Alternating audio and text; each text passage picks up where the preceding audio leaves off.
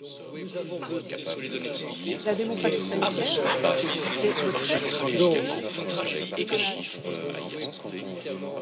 Nous sommes plus de 66 millions de femmes et d'hommes usagers du système de santé. Un jour ou l'autre, au cours de nos vies, nous aurons tous besoin d'un médecin, d'une infirmière, d'un hôpital, d'une sage-femme, de soins ou de médicaments. Nous avons tous droit à ce que nos difficultés de santé soient prises en compte.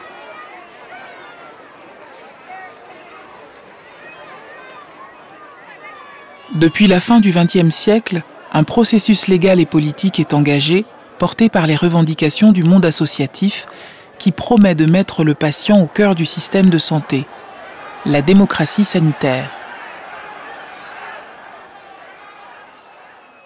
Mais que savons-nous de cette nouvelle forme de démocratie en santé? 10 militants du CISS, le collectif interassociatif sur la santé, nous parlent.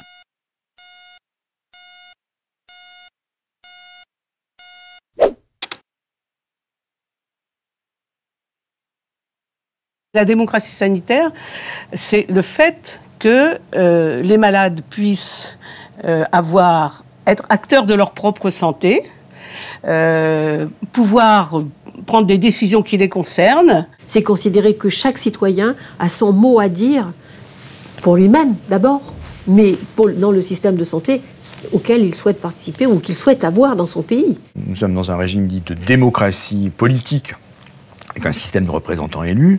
Nous sommes dans un système, on dit, de démocratie sociale, parce que via la redistribution exercée par les prestations sociales, la sécurité sociale, les retraites, etc., il y a une certaine redistribution qui est faite. Donc, démocratie sanitaire a été construite sur ce modèle-là.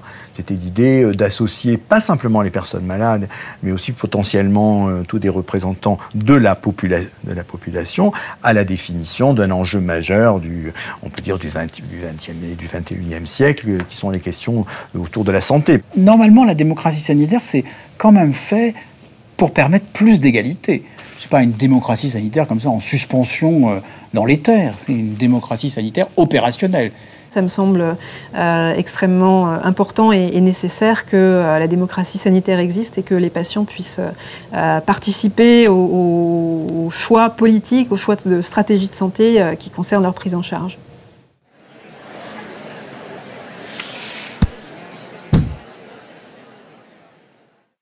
Quand vous mettez un pied, par exemple, à l'hôpital, vous n'êtes pas dans le même... Vous rentrez dans un autre univers. Déjà, le fait d'être malade, c'est qu'on est un peu moins égaux que les autres, factuellement. Et la société nous le rappelle de manière très régulière. Quand on est patient, on ne peut pas se défendre. Quelle que soit la maladie, d'ailleurs. Parce que bon, on ne peut pas se défendre, on est couché ou on est pris par des professionnels qui ont un langage qui n'est pas le nôtre et des procédures qui ne sont pas les nôtres. Donc on a globalement une personne fragilisée par la maladie, et c'est précisément parce qu'elle est fragilisée que le législateur a décidé de lui donner des droits particuliers. Quand on est un patient, on est d'abord un citoyen. Donc on a les droits d'un citoyen. Droit à l'information, droit à être reçu correctement, droit à être respecté, droit à participer à ses soins. Voilà. Droit d'une personne citoyenne, normale. On a l'impression que c'est un sujet récent. Mais en fait, ça fait très longtemps qu'on réfléchit aux droits dans la santé, et notamment le préambule de la Constitution de 1946 dit que la nation garantit l'accès à la santé de tous. Donc il y a déjà la volonté des constituants français, notamment au lendemain de la Seconde Guerre mondiale, de protéger la santé des Français, et que la nation doit cette protection à l'ensemble des Français. C'est en effet dès 1946 que la protection de la santé des citoyens, basée sur la solidarité nationale, est inscrite dans nos droits fondamentaux. Les mots du préambule de la Constitution sont clairs. La nation garantit à tous, notamment à l'enfant, à la mère et aux vieux travailleurs, la protection de la santé. C'est le début d'un long processus d'évolution de la relation entre les citoyens et leur système de santé. En 1974, une étape est franchie. Simone Veil signe la première charte du malade hospitalisé, qui garantit la qualité des soins et le respect de la dignité des personnes hospitalisées. En 1996, les ordonnances Juppé de réforme de l'hospitalisation publique et privée consacrent leur premier titre aux droits des malades et à la qualité de la prise en charge. Ces ordonnances prévoient, pour la première fois, la représentation des usagers de la santé au sein de chaque établissement public de santé ainsi qu'aux conférences nationales et régionales de santé.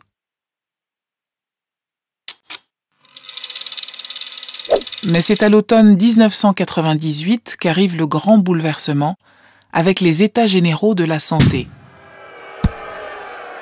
À travers toute la France, plus de 180 000 personnes et de nombreuses associations de malades participent à des forums citoyens sur les questions de santé. Les revendications sont claires.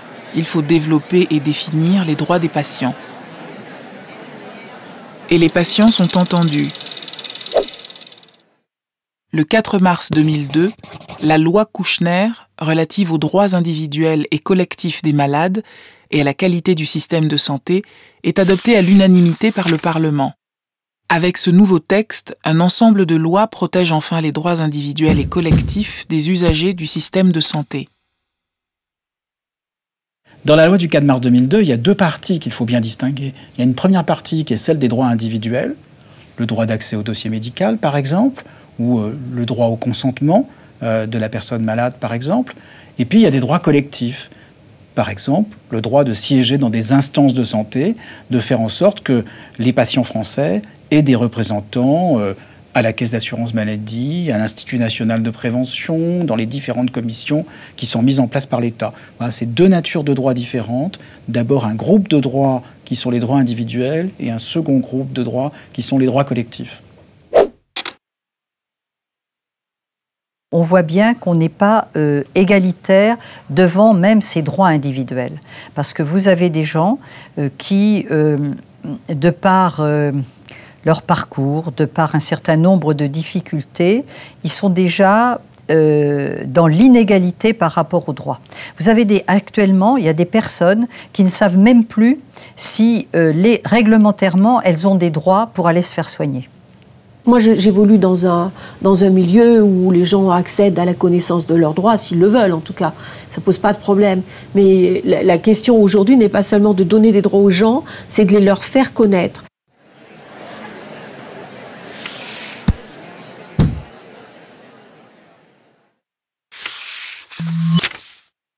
Toute personne a le droit d'être informée sur son état de santé. La pierre angulaire de la nouvelle façon d'aborder le soin et de la nouvelle relation entre patient et soignant, c'est une phrase de la loi qui dit le patient prend les décisions, la personne malade prend les décisions qui la concernent en collaboration et avec son médecin. Donc, avant, c'était le médecin prend les décisions qu'il estime les meilleures pour la personne malade. Donc, on était dans un rapport paternaliste et d'infantilisation dans le vrai sens du terme. Ce foutu paternalisme médical qui a couru tout au long du XXe siècle, le droit à l'information, il est évidemment conçu dans un esprit de rééquilibrage de la relation médecin-malade et avec un destin qui est clairement celui de la décision partagée. L'information, elle est l'essence même du soin. S'il n'y a pas d'information, il n'y a pas de dialogue. S'il n'y a pas de dialogue, il peut y avoir de la défiance, il peut y avoir des échecs thérapeutiques, il peut y avoir échec de l'observance, etc., etc. Bon, il y a la loi du 4 mars 2002, parce qu'avant, on ne savait même pas de quoi on souffrait. Il n'y avait pas de diagnostic, on ne nous en donnait pas. Bon, là, maintenant, c'est obligatoire de le donner. Alors, c'est fait quand même plus ou moins bien, avec plus ou moins des correctifs. C'est très rare, un médecin qui dit, un psychiatre, vous souffrez de schizophrénie. Et pourtant, s'il connaissait le soulagement de la personne, même schizophrénie, ça fait peur aux familles, ça ne fait pas peur à la personne. La personne, elle dit, tiens, il y a un nom, donc peut-être qu'il y a des soins, je suis normale dans l'anormalité. Parce que sinon, on se dit, mais qu'est-ce que j'ai ? Je suis différente. On n'imagine pas que d'autres personnes souffrent de la même chose. Voilà, c'est très très important ça pour nous de savoir le diagnostic. La loi prévoit en plus que de toute façon l'information des droits, enfin l'information concernant la santé doit être délivrée dans des termes intelligibles et clairs et adaptés à la situation des patients. Donc de même pour les mineurs lorsque ce sont des enfants, de même donc pour les personnes en situation de handicap qui ont des difficultés à comprendre certaines choses, il faut s'y adapter. L'information, quand elle est donnée, elle nécessite qu'elle soit compréhensible. Moi, j'aime bien qu'on m'explique tout. S'il y a une souffrance, s'il n'y en a pas, s'il y a des effets secondaires, s'il n'y en a pas, etc. Il ne suffit pas de donner une information médicale que personne ne comprend, sauf les médecins eux-mêmes. Cette information porte sur les différentes investigations, traitements ou actions qui sont proposées, ainsi que sur les autres solutions possibles sur son état de santé. Par le passé, quand il y avait une thérapeutique ou qu'il n'y en avait même pas, je veux dire, la possibilité de participation, de choix, elle était quasiment nulle. On était content qu'il y ait déjà une possibilité. Aujourd'hui, et encore plus demain, il y aura une diversité de choix thérapeutiques. Pour pouvoir effectuer des choix, il faut que le patient il ait une information. Et l'information qui soit, là encore, s'il le souhaite, la plus exhaustive possible pour qu'il puisse participer à ses choix. La loi, elle dit bien les traitements et pas un. C'est-à-dire qu'on doit présenter l'ensemble des traitements disponibles et adaptés à la situation du patient. Et c'est souvent l'objet de querelles parce que d'abord, il y a des traitements qu'on prescrit par habitude, alors qu'il y a parfois des alternatives et on oublie de les présenter aux patients. Et puis parfois, on sait très bien qu'il y a des traitements qu'on ne présente pas ou des alternatives qu'on ne présente pas, soit par paresse, soit par méconnaissance, parce que aussi la science médicale va vite dans certains domaines et qu'il y a des innovations thérapeutiques dans certains domaines qui ne sont pas connus de tous. Donc l'enjeu de l'information sur les traitements, c'est un enjeu extrêmement important. Par exemple, une valve cardiaque, est-ce que c'est une valve biologique, une valve mécanique? Quels avantages, quels inconvénients, de manière à ce qu'on puisse avoir le choix, sans obligatoirement tomber sur un chirurgien qui va dire « moi, c'est la valve mécanique, hein, sinon vous sortez ». Voilà, ça c'est assez désagréable. Alors, dans ma situation particulière, j'ai démarré la dialyse en urgence. Donc, pour le coup, quand ça a commencé, j'ai pas eu le choix. Voilà, c'était dans des conditions difficiles. En revanche, ce qui aurait pu avoir lieu ensuite, c'était une information a posteriori et éventuellement me permettre de changer de modalité de dialyse. Ça s'est pas tout à fait passé comme ça. Moi, j'étais déjà assez branchée Internet, donc je suis allée chercher de l'information par moi-même. Et j'ai assez vite compris qu'il fallait que je mette tout en œuvre pour essayer d'accéder à une greffe le plus rapidement possible. Et donc, j'ai mis la pression sur mes médecins pour que ce soit ça la solution qui soit privilégiée. Et ça a quand même pris un peu de temps, mais pas tant que ça, puisque au bout d'un an, j'ai pu effectivement être greffée. Mais c'est vrai que ça a été une démarche très personnelle et l'information, je suis allée la chercher un peu moi-même. La volonté d'une personne d'être tenue dans l'ignorance d'un diagnostic ou d'un pronostic doit être respectée. Je rappelle que la loi, elle consacre aussi la volonté de ne pas savoir et de s'en remettre aux médecins, de A à Z. Il y a des gens qui ne veulent pas savoir. Il y a des gens qui veulent savoir, mais qu'à des moments de leur parcours, dans la maladie, disent non, attendez, moi faites comme vous voulez, mais moi je veux plus savoir. Et puis après vont revenir en disant mais moi je veux continuer à me battre et je veux être informé.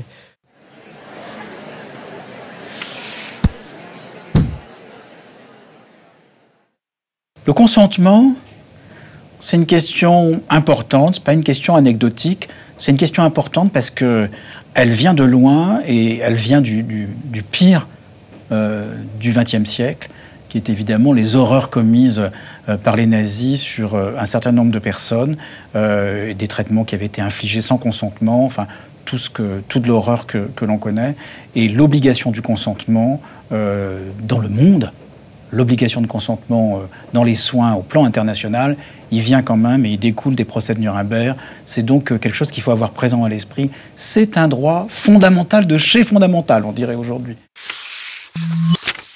Aucun acte médical ni aucun traitement ne peut être pratiqué sans le consentement libre et éclairé de la personne. Quelqu'un a le droit de demander à quoi ça l'engage s'il rentre dans un traitement. Et le consentement également, pour une intervention, pour un traitement, doit être demandé auprès du patient. Le travail du CIS autour de la question du consentement, c'est de rappeler sans cesse qu'il n'y a pas de consentement libre sans qu'il ait été éclairé par les données les plus essentielles sur un traitement ou sur une intervention chirurgicale.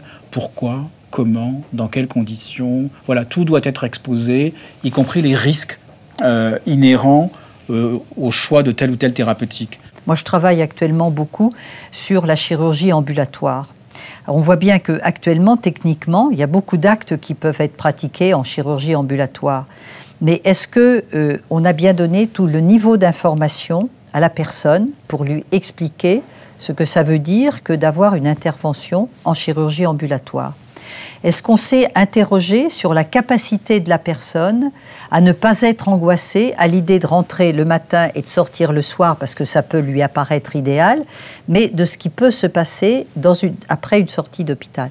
Est-ce que dans son environnement, il y a quelqu'un qui va être en capacité, s'il se produit quelque chose, d'appeler l'établissement, enfin, etc., etc. Vous voyez, et là, le consentement du patient, il a le choix d'accepter ou pas, mais il faut lui donner toutes, alors là, le projet information, mais toutes les informations nécessaires qui lui permettent de choisir la manière dont il veut être traité. Ça, c'est fondamental. Souvent, le consentement, la recherche du consentement, il est souvent vu sur, là encore, de la part des professionnels, sur quelque chose de défensif. C'est-à-dire, c'est une obligation légale. Si on ne le fait pas, on risque d'être sanctionné, ou en tout cas de voir notre responsabilité engagée, et on n'est pas dans une démarche pédagogique. Alors que le consentement, ça doit être justement, pour pouvoir faire consentir quelqu'un, il faut le convaincre, il faut lui expliquer, il faut discuter. Et ce n'est pas simplement un acte administratif d'une signature ou d'une liasse d'informations ou d'une page en disant « je consens à ». La loi 2002 est formelle, on a renversé la charge de la preuve, il appartient au médecin de démontrer qu'il a bien donné toute l'information au patient. Donc, de ce fait, il va très souvent l'abreuver d'informations, voire de papiers auxquels il ne va rien comprendre. Et il va lui dire, voilà, moi j'ai donné l'information, il va lui faire signer un papier, mais ça ne prouve pas que l'information a été loyale. Mais bon. Et il va le dire, il a donné son consentement, ou il n'a pas donné son consentement. Il n'a rien compris au film, le patient, très souvent, parce que c'est compliqué l'affaire. Consentement, c'est d'ailleurs un très mauvais mot. On ne devrait pas parler de consentement. C'est donner des informations et permettre à quelqu'un de choisir. Quand il peut choisir, il peut dire non. Il peut ne pas consentir. J'insiste là-dessus parce que les médecins entendent la plupart du temps, quand on parle consentement, droit au consentement, c'est-à-dire je vous donne l'information et n'est-ce pas que vous êtes d'accord?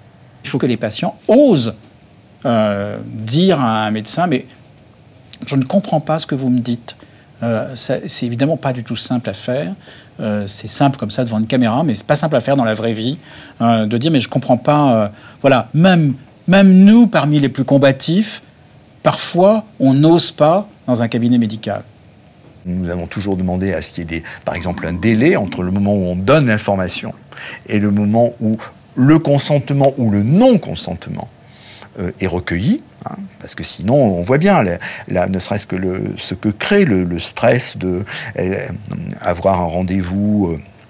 Voilà, on est dans un bureau, même si on y reste, je sais pas, 3/4 d'heure, une heure, etc. À la sortie, vous devez dire oui ou non. Bon, ce ne sont pas les conditions idéales de consentement. On a eu de l'information, on doit avoir le temps de réfléchir, on doit pouvoir en parler avec des proches, on doit pouvoir consulter son médecin généraliste, on doit pouvoir consulter une association, aller sur un site et donner un consentement. Là, on est un peu dans un espace, disons, idéal et qui est loin d'être toujours respecté.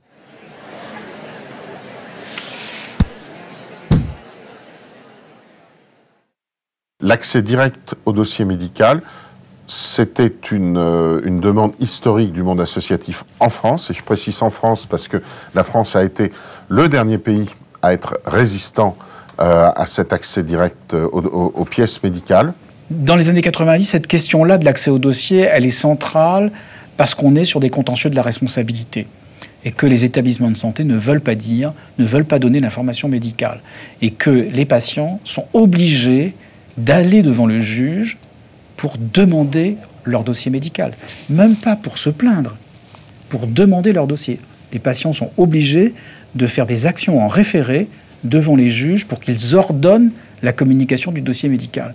Il y a une telle volonté de cacher les accidents médicaux, les accidents liés à ce qu'on appelle les maladies nosocomiales à l'hôpital. Il y a une telle volonté de les dissimuler qu'on dissimule aussi le dossier. L'argument qui était donné, c'est mais vous serez responsable, c'est comme ça qu'on a été plusieurs fois interpellés, vous serez responsable des gens qui apprennent leur pathologie à travers l'accès à ce dossier et qui risquent même de se suicider et tout ça.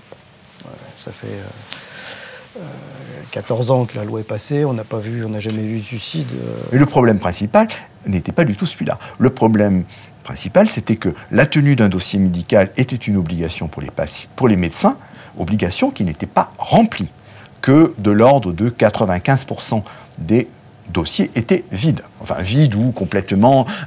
Monsieur Lascaux mettant très le temps, on lui a fait une ablation de la vésicule biliaire, il est resté 3 jours, il est ressorti le temps. Voilà. Donc, c'est pas ce qu'on appelle un dossier médical. Toute personne a accès à l'ensemble des informations concernant sa santé. Les modalités d'accès au dossier médical, elles sont simples. Il suffit de le demander. Et par lettre simple, que ce soit au cabinet médical ou que ce soit dans l'espace hospitalier ou dans une clinique. Donc c'est simple, on écrit, je voudrais avoir accès à mon dossier médical. S'il est volumineux, on prend le soin d'expliquer quelle pièce on souhaite, une radio ou bien une liste de médicaments qui aura été prescrite, une ordonnance, etc. Alors évidemment, il vaut mieux le faire par recommandé si on sent qu'on n'aura pas de réponse, et parce que ça permet de faire ce qu'on appelle en droit, de conserver les délais et de faire en sorte qu'on puisse ensuite, devant le juge, si on n'a pas eu son dossier, demander que l'établissement soit contraint de le donner. Il faut pouvoir donner la preuve au juge qu'on a demandé le dossier à une date qui est une date certaine et le recommander pour ça, c'est ce qu'il y a de mieux pour avoir une date certaine. Les relations encore, qui sont des relations assez dominantes des professionnels de santé sur les patients, là pour le coup, ne facilitent pas la prise de parole et la demande. C'est-à-dire qu'un patient qui va demander son dossier, quelque part, il est un peu gêné de demander son dossier. C'est comme si c'était un outrage que de demander son dossier. Mais comment, et nous, au lien, l'association, on voit bien que des patients ont des difficultés avec ça. On leur reproche d'avoir demandé leur dossier parfois. Ça, c'est inacceptable, quoi. C'est une pression morale qui est inacceptable. L'accès au dossier médical, oui, c'est crucial. C'est crucial parce que, d'autant plus pour les personnes en situation de handicap qui doivent finalement vivre longtemps avec leur handicap, ou en tout cas de manière... pour certaines, c'est à vie, pour d'autres, c'est de manière durable. Donc, c'est d'autant plus crucial de connaître, l'ensemble des échanges médicaux, des opérations qui ont pu se succéder, de prendre possession finalement de sa propre histoire.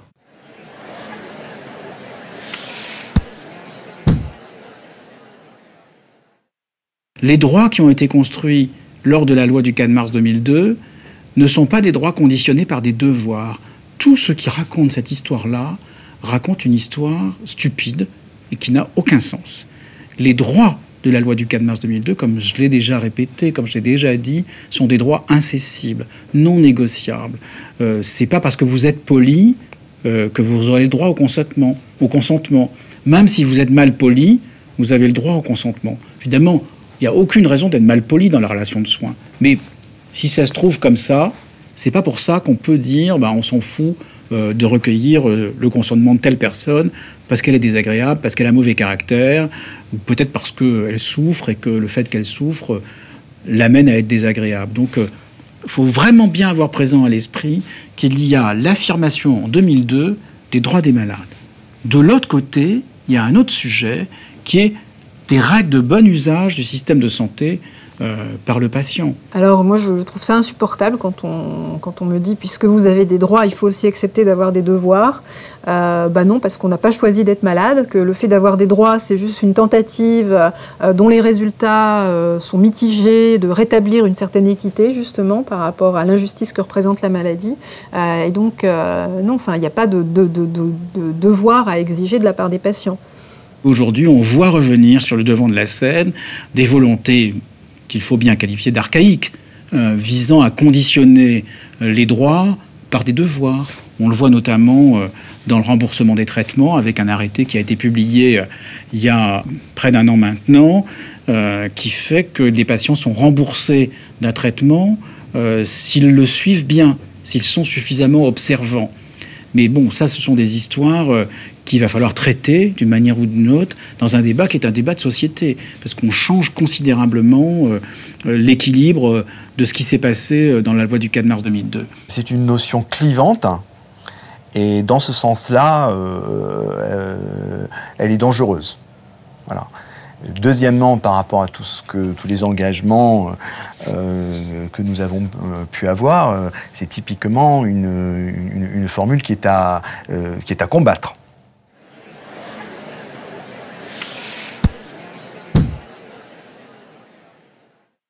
La question de l'individu dans le système de santé, c'est pas celui du caprice de l'enfant qui dit je veux ci ou je veux ça. C'est celui de l'individu qui veut être reconnu pour ce qu'il est et qui a envie d'avoir un traitement qui lui correspond, d'avoir une prise en charge qui lui correspond le plus. Normalement, ça ne devrait pas être difficile.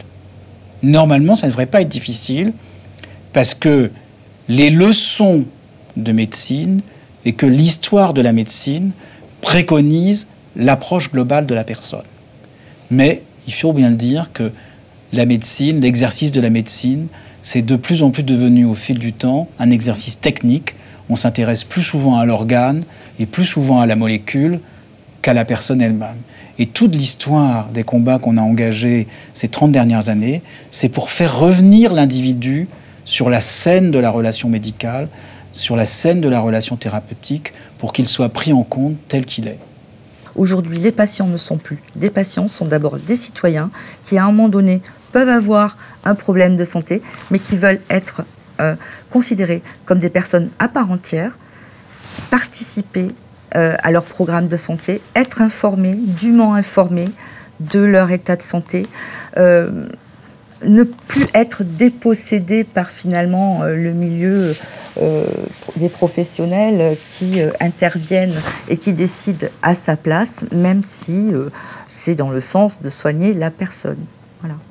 Je suis souvent interpellée par la manière, alors pas forcément pour ma propre histoire, mais les gens que je vois autour de moi qui sont malades, qui se heurtent à des difficultés. Je suis interpellée par la manière dont la société interagit avec eux et intègre mal finalement ces différents aspects et peut sensibiliser à ces différents aspects. Et je trouve que la maladie chronique ne prend pas la place qu'elle le devrait dans les grandes problématiques sociétales. Finalement, on a un peu l'impression que c'est finalement on s'occupe d'eux, on les soigne, donc qu'est-ce qu'ils attendent de plus, quoi. Ce qu'ils attendent de plus, c'est la vie en entier. C'est pas la vie amputée dans plein de domaines parce qu'ils sont malades et qu'ils doivent se contenter du minimum.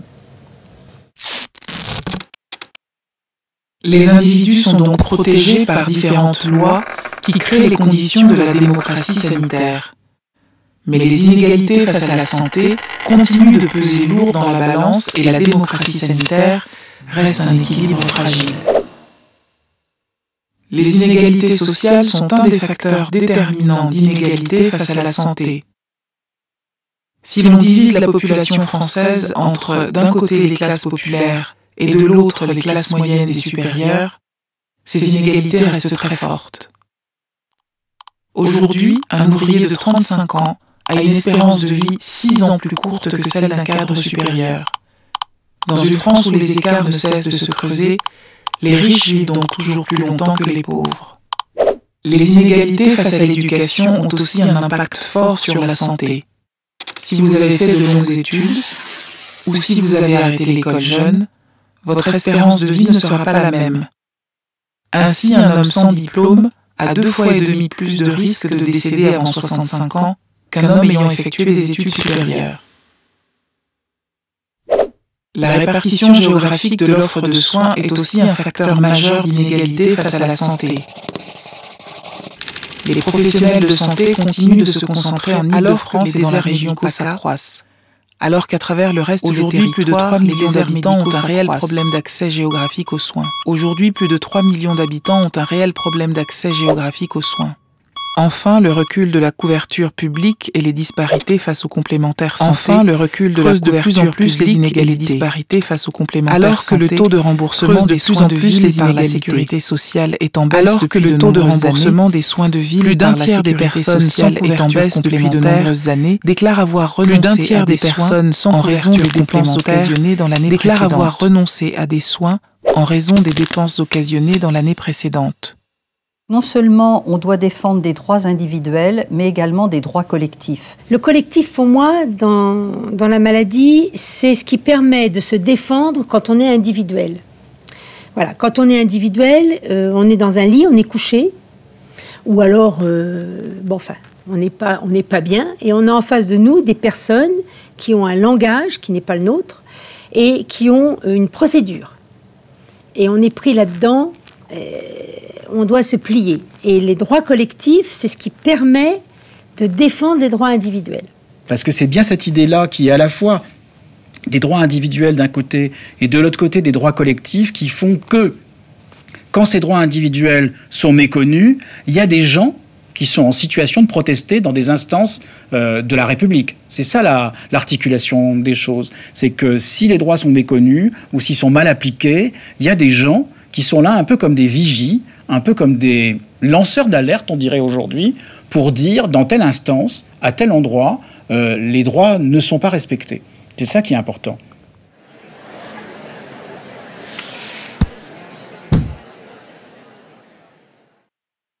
L'organisation, c'est mettre du collectif dans des situations qui jusque-là étaient, disons, individuelles ou interpersonnelles. Typiquement, les syndicats face à la relation employeur-salarié et les organisations de patients face à la relation médecin-patient. Je pense que dans des pathologies chroniques, lourdes, avec des traitements qui sont très lourds, qui ont un impact très fort sur la vie des personnes, ça reste extrêmement important que les patients puissent s'organiser en association et se mobiliser, parce que leur voix doit être entendue, elle doit porter. On se rend compte dans les instances auxquelles on participe que c'est très facile d'occulter la voix des malades ou de faire semblant de la faire porter par d'autres intervenants qui ne sont pas du tout légitimes et qui d'ailleurs ne défendent pas les intérêts concrets des patients tels que les patients les expriment eux. Donc en effet, ça me semble extrêmement important et nécessaire que la démocratie sanitaire existe et que les patients puissent participer aux choix politiques, aux choix de stratégie de santé qui concernent leur prise en charge. Alors, c'est pas forcément évident, parce que par construction, les patients sont des gens qui vont pas très bien et sont des gens qui n'ont pas des colonnes entières de camions pour bloquer Paris. Donc leurs moyens pour protester sont des moyens qui sont en général faibles, de faible portée, et il faut arriver à engager le fer avec la puissance publique notamment, ou avec les professionnels de santé, de manière forte, de manière combattante.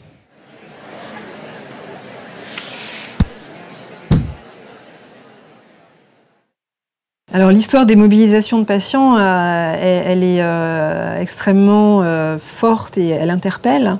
Et c'est vrai que quand on a réfléchi à l'organisation des États généraux du Rhin, on a beaucoup regardé ce qui s'était passé dans les 20 dernières années. Et on voit bien que, d'abord dans le VIH, les premiers États généraux, les États généraux des malades du cancer, ont été des moments extrêmement forts de prise de parole des patients et finalement, j'allais dire, de prise de pouvoir, en tout cas des moments où les patients ont pu avoir un peu plus de place et prendre une place qui est légitime pour eux dans un système qui jusque-là les ignorait largement. Dans l'histoire de la lutte contre le sida, au fond, il y a eu pour moi 2 événements importants. Et le premier, c'est évidemment la conférence de Denver où les personnes séropositives ont affirmé « rien sans nous ». C'est très radical. Et puis, il y a la lettre de création de Aide que publie Daniel Defer dans Libération en octobre 1984, où il invite à ce que les personnes séropositives, à ce que les malades soient des réformateurs sociaux. Je suis à peu près persuadé que s'il n'y avait pas eu dans les années 80 cette mobilisation-là des associations de malades du sida, la Ligue en 98 n'aurait pas fait les États généraux du cancer, où pour la première fois, c'était les malades qui interpellaient les professeurs qui étaient encore uniquement à la tribune. Et qui avait d'ailleurs été, pour ceux qui ont assisté, un élément absolument extraordinaire de voir cette déstabilisation et ce renversement où ceux qui interpellaient et ceux qui, y compris, souhaitaient émettre ou émettaient des propositions n'étaient pas ceux qui étaient à la tribune, mais étaient ceux qui étaient dans la salle. Ce qui nous intéresse, ce qui nous mobilise, ce qui me mobilise, moi en tout cas, c'est que ce qu'on a à dire, ce dont on se plaint, ça reste pas une plainte, ça reste pas un témoignage, mais ça provoque de la transformation sociale. C'est-à-dire que les lois, elles changent, que les dispositifs destinés aux patients évoluent, que la qualité des prises en charge s'améliore. Ce qui nous intéresse, c'est ça, oui.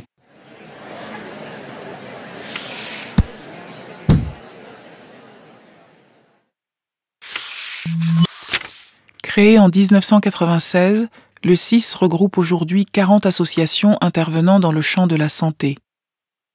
Quand on met 10 associations dans 10 pathologies différentes ensemble, c'est pas simple. C'est pas simple et c'est ce qu'on arrive malgré tout à faire ici, c'est sortir de cette confrontation entre des attentes et des besoins de mondes différents. Le monde du handicap, le monde des patients, le monde des personnes âgées, le monde familial, le monde des consommateurs, qui ont tous un intérêt sur les questions de santé, de dire voici l'intérêt commun. Nous, évidemment, notre principal problème, celui pour lequel on milite, c'est la psychiatrie. Mais on a un corps. Et c'est très bien d'être à côté de quelqu'un qui défend le problème des diabètes ou du cœur. Voilà, c'est très important. On se partage. Et puis, celui qui, par exemple, s'occupe du cœur, cardiologie. Bon, la cardiologie, on sait que ça amène beaucoup de dépression. C'est important pour lui de pouvoir avoir des échanges avec l'association qui s'occupe de la psychiatrie. Vraiment, c'est un milieu où on peut tous discuter. On a des entrées différentes, mais on arrive dans une salle commune qui est la souffrance et comment la société répond à cette souffrance. Et ça, c'est indispensable. Je pense que l'ensemble des pathologies ont des causes communes à défendre. Et ces causes communes, on doit les défendre. Et si une pathologie a une difficulté pour se faire entendre, on doit aller à son secours. On doit l'aider à se faire entendre là-dessus. Parce qu'on est concerné par tout. Chaque pathologie garde son originalité et son registre d'intervention, mais parfois, on n'y arrive pas tout seul. Par exemple, le lien sur l'antibiorésistance, nous avons demandé l'aide du CIS. Nous avons signé ensemble des communiqués de presse pour lutter contre l'antibiorésistance. Mais l'antibiorésistance, si on veut bien y réfléchir, elle touche beaucoup d'autres pathologies. Toutes les pathologies inflammatoires, le diabète, qui sont des personnes beaucoup plus exposées que les autres aux infections. Le sida est concerné par l'antibiorésistance. Vous savez, toutes les pathologies vont être concernées. Mais après, de faire travailler ces champs-là et ces associations-là ensemble, là encore sur un objectif commun, n'est pas gagné et nécessite en permanence qu'il y ait une volonté de travailler ensemble. Et c'est pour ça que moi je dis toujours le travail collectif, même si aujourd'hui on a 20 ans c'est à la fois beaucoup et pas beaucoup, mais ce n'est jamais gagné. et qu'il y a toujours des tentations de se rescinder parce que les tensions sont toujours là, parce que le financement ne l'est pas, parce que voilà.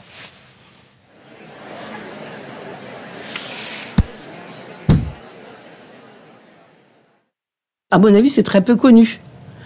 Ben, je vois bien d'ailleurs, quand on en parle dans son entourage familial ou amical, ah bon, il y a pas entendu d'usager, les gens, mais c'est quoi cette bête-là, quoi? Ils ne connaissent pas. Non, non, c'est sûr. Les représentants d'usagers, les RU, sont mal connus du grand public et pourtant ils sont au cœur même de la démocratie sanitaire. Leur rôle est de défendre et représenter les intérêts des usagers du système de santé. Ils siègent en tant que bénévoles dans de nombreuses instances hospitalières ou de santé publique.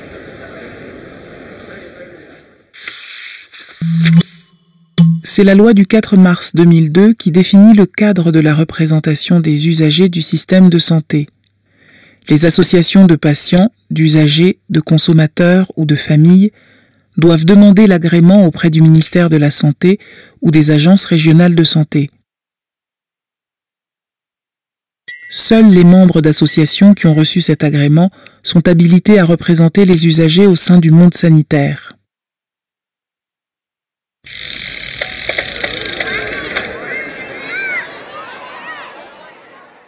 Je me rappelle très bien la première fois que je suis rentré dans cette salle de cet établissement de l'AP-HP de Paris. Je me suis donc présenté et j'ai eu à chacun des interlocuteurs la même question. Donc je me présentais, Nicolas Brun, représentant usager. Ah bon, représentant usager? Mais le syndicat, mais nous, quand on défend les professionnels, on défend les usagers. Pourquoi il y aurait des représentants? Les médecins, attendez, moi les malades, je les ai tous les jours, je sais ce qu'ils pensent. Les élus, attendez, moi je suis l'élu du peuple, donc c'est moi qui représente les usagers. C'est-à-dire que chacun des participants au conseil d'administration se disait légitime pour parler au nom des usagers. Il y a encore peu de temps, nous sommes intervenus auprès d'un établissement très important de la région parisienne qui refusait que le représentant d'usagers aille dans les étages. On en était là.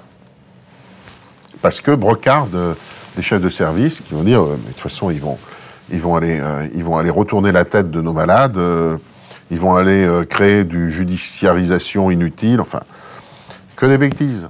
Moi, la première fois que je suis arrivée dans un hôpital psychiatrique représentante des usagers, tout le monde a pensé qu'ils allaient m'utiliser.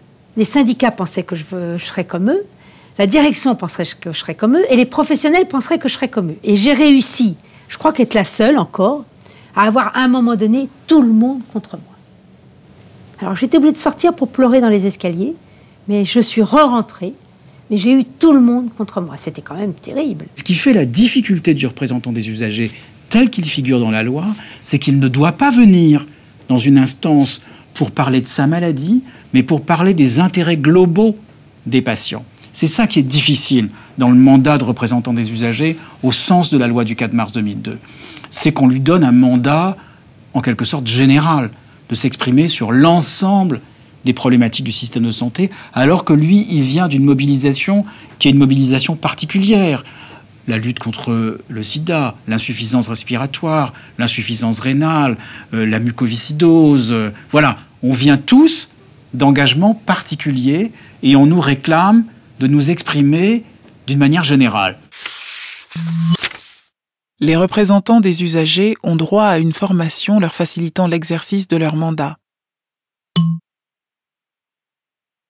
Un représentant des usagers, c'est quelqu'un qui est formé à cette tâche, parce qu'il faut s'y former.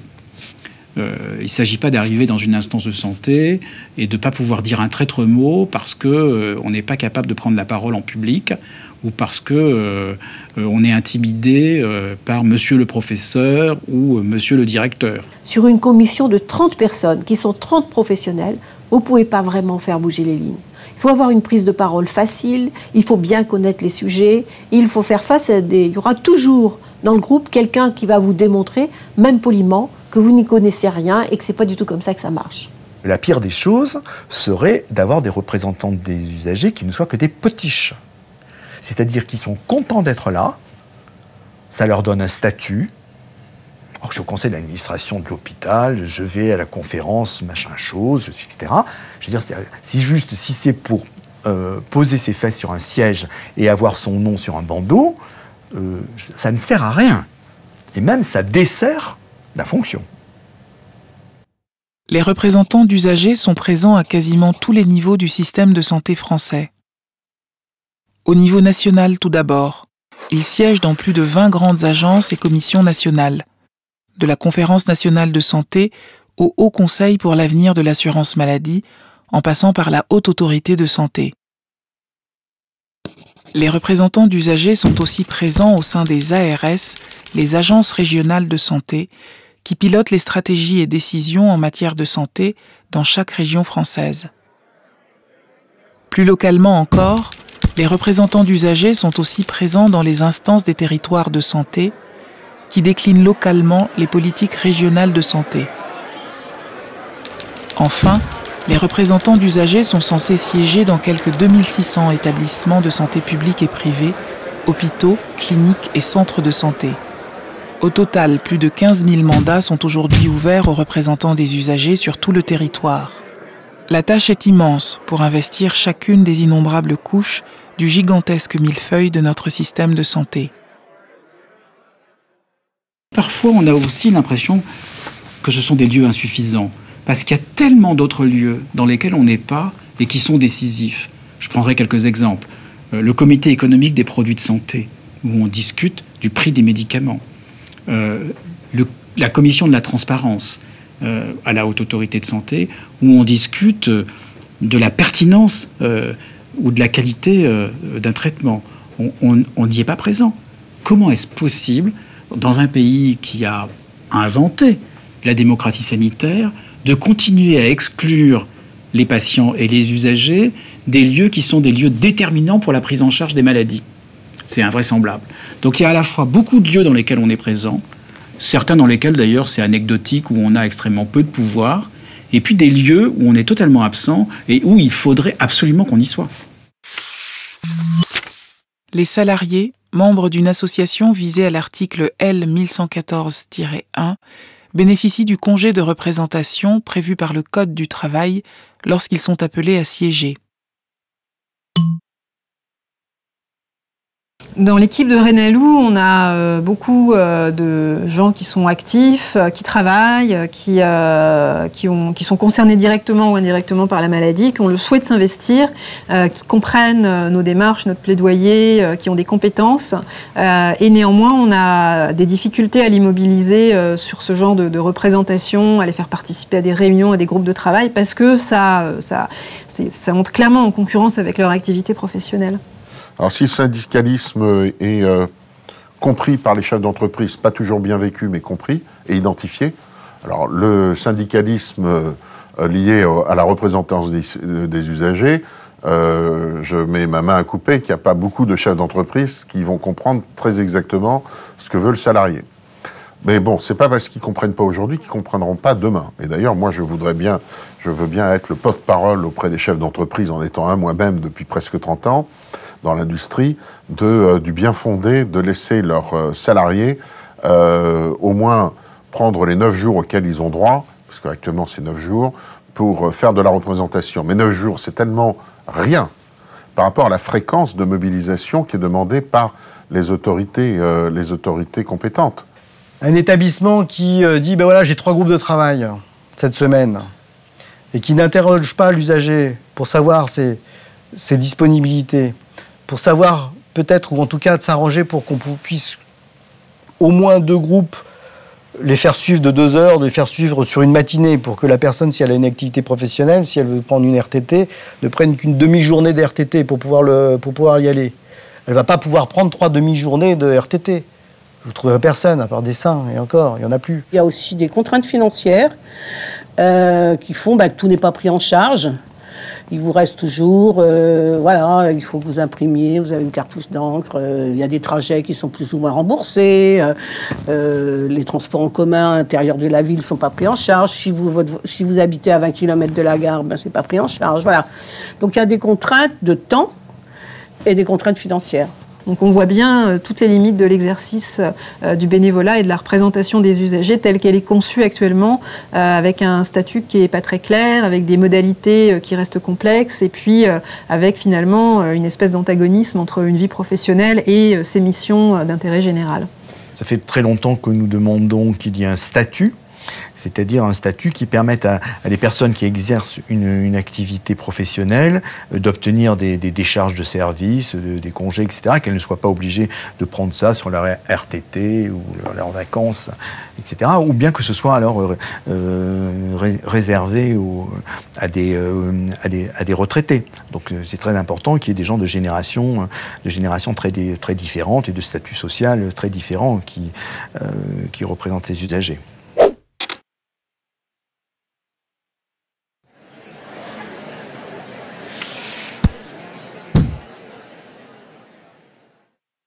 Soignant-soigné, ça veut dire échange. Avant, il y avait le sachant et celui qui subissait. Hein, c'était ça. Maintenant, soignant-soigné, ça veut dire qu'il y a un échange. Il doit y avoir un échange. Une expérience, une connaissance. Ça, ils n'aiment pas ça. Hein. C'est dur hein, d'abandonner sa toute-puissance. Parce que c'est ça. Mais d'un autre côté, il faut les comprendre aussi. Hein. Si vous soignez les gens, vous avez besoin de cette toute-puissance. Vous avez besoin de dire « je suis presque Dieu, je sauve les gens ». On a quand même l'impression qu'en raison du manque de temps, de la charge administrative, de tout un tas également d'habitudes et d'une culture médicale, la qualité de la relation avec le patient, les notions d'empathie, de communication, d'écoute et d'accompagnement, elles sont très largement mises de côté. Et si on veut, dans une relation médecin-malade qui a été décrite par plein de gens, des sociologues, des juristes, comme une relation tutélaire historiquement, pour qu'elle devienne une relation plus égalitaire, ou en tout cas moins tutélaire, il faut renforcer les capacités du patient. Il faut leur expliquer aux patients qu'ils ont le droit de réclamer le diagnostic, qu'ils ont le droit de dire à un médecin, ben voilà, peut-être qu'il y a une autre solution que l'intervention chirurgicale que vous me proposez, ou que ce traitement que vous me proposez, ce traitement d'ailleurs qui ne me va pas, avec lequel je souffre, etc. etc. Quand on parle de la qualité de la relation soigné-soignant, il y a de plus en plus de publications aujourd'hui dans des grandes revues internationales qui apportent des preuves réelles, des preuves tangibles de l'impact de cette relation sur la qualité des soins, sur les résultats biologiques, donc incontestables par les médecins. Je pense que ça, c'est des choses qui vont petit à petit faire leur chemin. Je crois aussi que les pouvoirs publics ont un rôle à jouer parce que c'est pas juste du confort pour des malades chroniques d'attendre une relation de qualité. Ça a un impact sur l'observance, probablement sur les coûts, sur les réhospitalisations. Enfin, finalement, on est en train de se rendre compte qu'une médecine de qualité, elle ne peut pas exister sans ces aspects-là.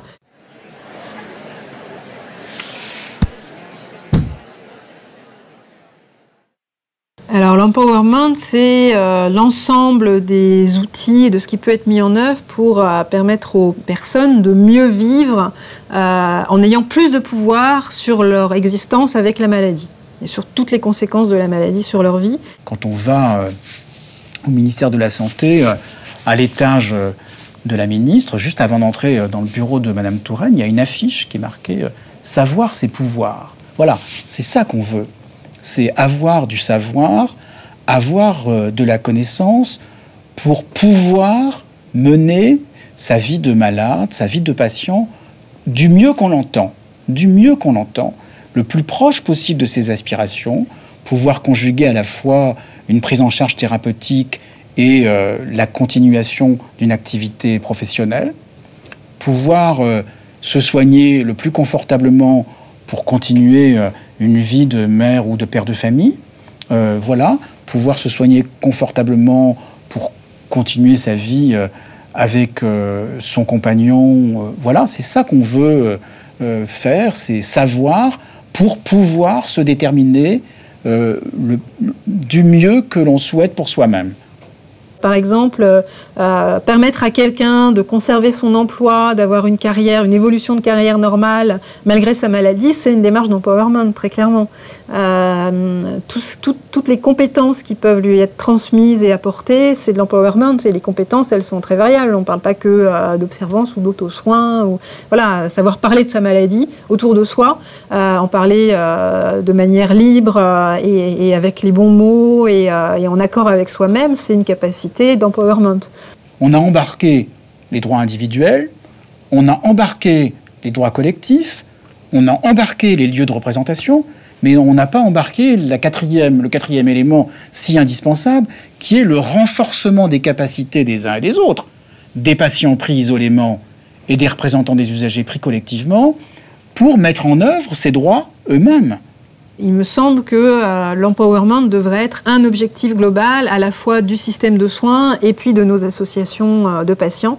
Et on voit que, en tout cas pour le système de soins, c'est pas toujours le cas et qu'on a tendance à reléguer les patients à l'état un peu d'objets de soins sans forcément essayer de leur donner des moyens pour revivre en homme debout et libre. Voilà.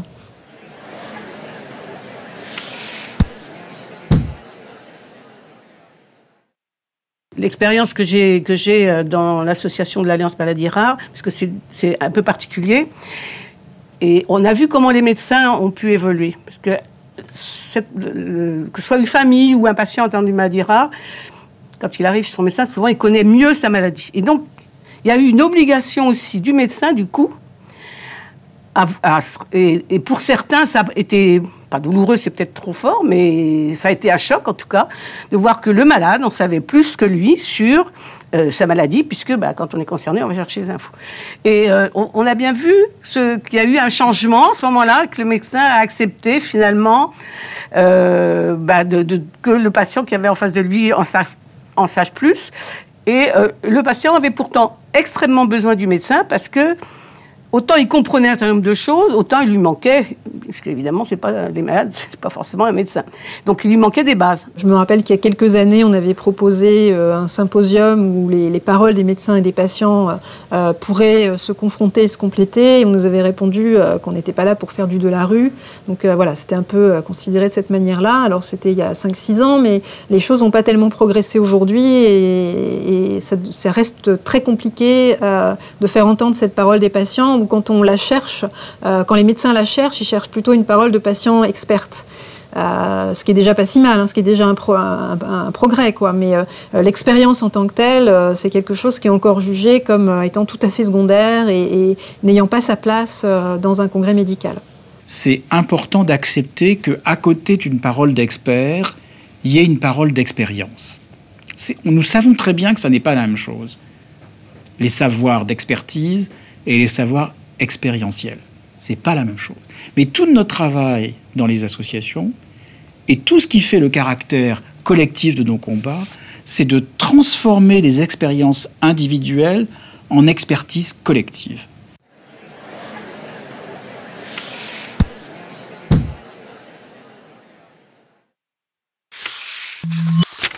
L'éducation thérapeutique s'inscrit dans le parcours de soins du patient. Elle a pour objectif de rendre le patient plus autonome en facilitant son adhésion aux traitements prescrits et en améliorant sa qualité de vie. L'éducation thérapeutique, pour moi, c'est une catastrophe française. Une catastrophe française. C'est une des meilleures idées qui soit, validée par l'Organisation mondiale de la santé, que la France a voulu inscrire au Code de la santé publique en 2009, ce qu'elle a fait, pour un résultat 6 ans après, qui est juste pathétique. On n'a pas augmenté la quantité d'actions d'éducation thérapeutique disponibles en France pour les patients. Ça reste essentiellement un apanage hospitalier. S'il faut qu'on fasse 80 km pour revenir à l'hôpital pour participer à un module ou à un programme d'éducation thérapeutique, pour à quoi ça sert ? Voilà, donc c'est quand même pas beau, quoi. D'abord, elle est censée être accessible à tous les malades chroniques à à tout moment de leur parcours, et dans les faits, c'est très très loin d'être la réalité. Dans les maladies rénales, il y a encore très peu de programmes et la plupart des patients n'y ont pas accès. Je crois que dans la dernière enquête qui a été réalisée, c'est environ 6% des patients au stade terminal de leur maladie rénale qui ont pu accéder à un programme d'éducation thérapeutique. On voit aussi que c'est souvent pas très bien fait, et finalement, un type en blouse blanche qui s'active devant une vingtaine de patients en leur faisant un petit cours, ce n'est pas de l'éducation thérapeutique. Et dans bien des cas, les équipes ont l'impression de faire de l'éducation thérapeutique alors que ça n'a rien à voir, et ce qu'ils font n'est pas productif. Et puis, moi j'ai quand même l'impression que l'éducation thérapeutique, ça doit être vraiment une démarche d'équipe, une démarche globale qui intègre l'ensemble des membres d'une équipe médicale, notamment les médecins, et ça doit être porté par le chef de service. Or, très souvent, c'est pas du tout ce qui se passe lorsque ça existe. Souvent, c'est délégué à 1 ou 2 ou 3 infirmières qui finalement se retrouvent vite assez isolées à gérer leur programme d'éducation thérapeutique, parfois dans des contextes de défiance avec le reste des équipes soignantes, et très vite, ça trouve ses limites et ça n'existe pas réellement. Je pense que l'éducation thérapeutique, si elle était bien mise en place, elle devrait complètement transformer la manière dont l'ensemble des soignants vit sa relation avec le patient et les objectifs de cette relation. Et en pratique, c'est pas du tout ce qui se passe aujourd'hui en France.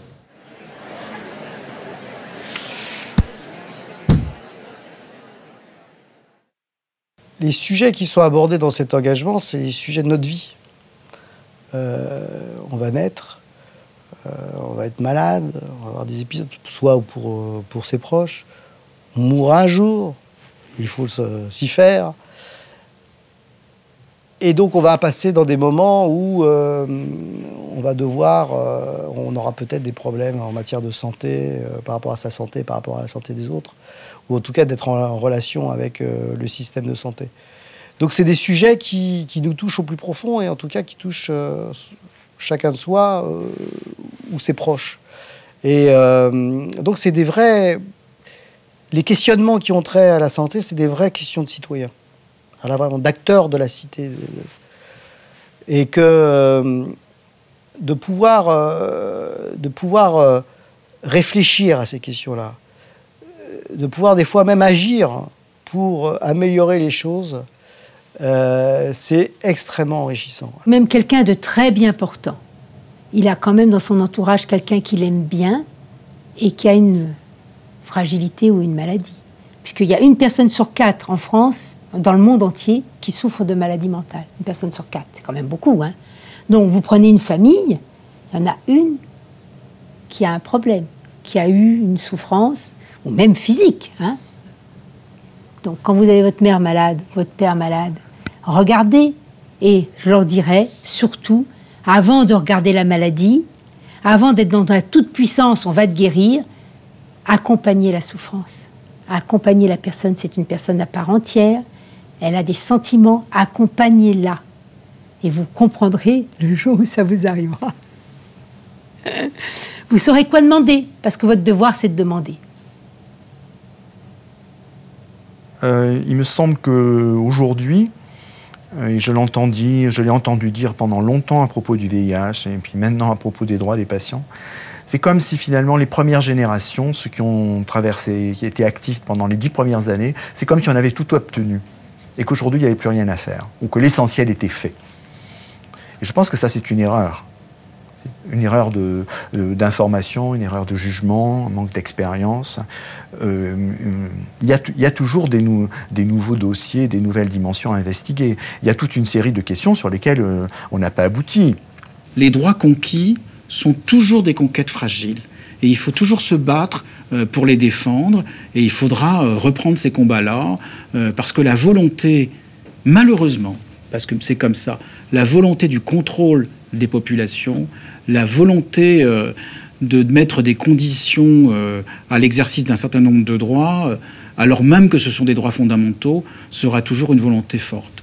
Les grands enjeux, c'est de faire progresser la démocratie sanitaire, C'est compliqué dans un paysage où on voit qu'il y a des corporatismes très importants, des forces de lobby très fortes, des enjeux économiques qui sont également extrêmement puissants et des souhaits d'économie de la santé qui font que les décisions politiques, leur principal moteur aujourd'hui, c'est de faire des économies.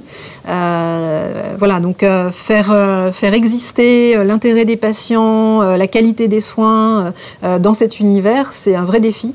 Et je pense que c'est le défi des associations de patients pour les années qui viennent.